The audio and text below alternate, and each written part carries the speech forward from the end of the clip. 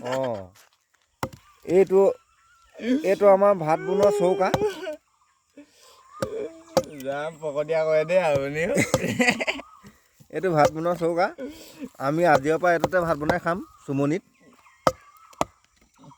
এইটো এখন চুমনি হয় আৰু এইটো আমাৰ ভাত বনোৱা চৌকা। আৰু সাঁতুৰি দেখিছে নাই কেনেকুৱা ডবল সাঁতুৰি। এইটো মানুহটোৱে সাঁতুৰিটো আৰু বটালি দেখিছে নাই একদম সমান। মানুহটোৱে এতিয়া সাঁতুৰি আৰু বটালি মিলি গৈছে কিন্তু দেই। আৰু স্পনটো ডাইৰেক্ট কুকুৰি গতে লাগিছে এই কুকুৰি মাছজনী।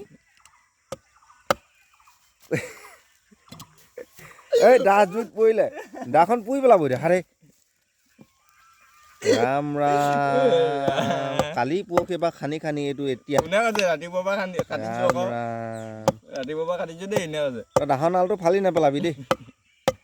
এইটোত আজিৰ পৰা এইটো নতুন ষ্টাইলত এইটো ভাত বনাম। দেখিছেনে কিমান ধুনীয়া এটা চৌকা হৈছে। চৌকাটো ভাল লাগিছে দেখি ন।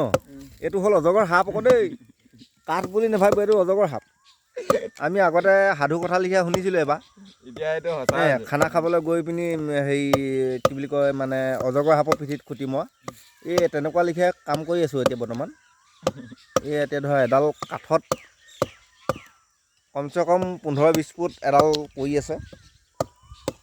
এইডালতে আমি আজি ভাত বনাই খাম। এইটো মানে চৌকা।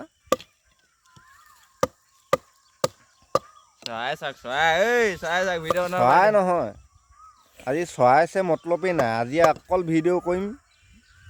তই আজি ভাত বনোৱালৈকে মই দেখাম আজি। এনেকে দিম মই। অঁ তোৰ কুকুৰীটো দেখাই দে ভালকেনে।